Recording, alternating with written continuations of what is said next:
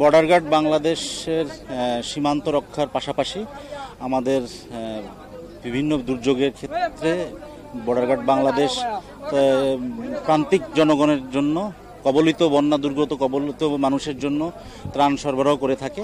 তারই ধারাবাহিকতায় আমরা এই জায়গাটি যে জায়গাটা আমাদের বাঁধ ভেঙে এবং কবলিত হয়েছে বন্যার পানি বিশেষ করে জোয়ারের পানিটা ঢুকে এই গ্রামের পর গ্রাম তলিয়ে গেছে, যোগাযোগ যে ব্যবস্থাটা এবং তাদের যে ফসলি জমি সেটি যে ব্যাপক ক্ষতি হয়েছে, প্রাথমিক পর্যায়ে তাদের যে জিনিসটি দরকার সেটি হচ্ছে শেল্টার এবং খাবার এবং সুপেয় পানি, সেই জিনিসটা আমরা মূলত করার চেষ্টা করছি যখন কিনা পানিটা টেনে যাবে। এবং ওই রোগ প্রাদুর্ভাব মোকাবেলার জন্য আমাদের মেডিকেল টিম প্রস্তুত আছে এবং মেডিকেল টিম ক্যাম্পেইন করা হবে এই এলাকাতে।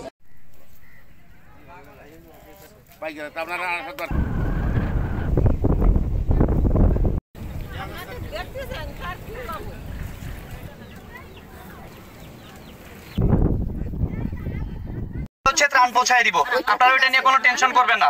এই জায়গাটুকুতে আপনাদের দেখতে পারতেছেন আর মাত্র 2টা তাঁবু টাঙানো যাবে। আমাদের তাঁবুর সাইজ অলরেডি আপনারা দেখছেন খুবই বড়, তো 2টা তাঁবুই আর এখানে দেওয়া যাবে, এর চেয়ে বেশি আর তাঁবু দেওয়া যাবে না।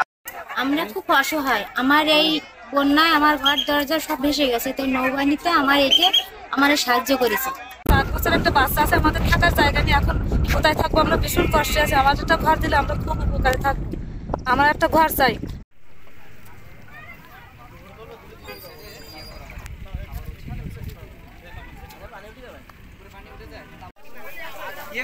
পাবেন সবাই পাবেন।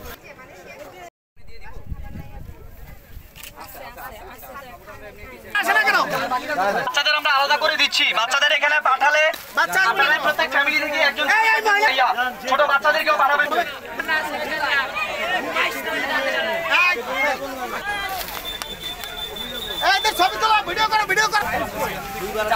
দিয়ে নেই বাচ্চারা, আপনারা আপনাদের যাদের বাচ্চা আছে বাচ্চা নিয়ে আসবেন। স্যার আমাদের গ্যাসে পড়ি খাবেন, এটা ব্যথা হলে খাবেন।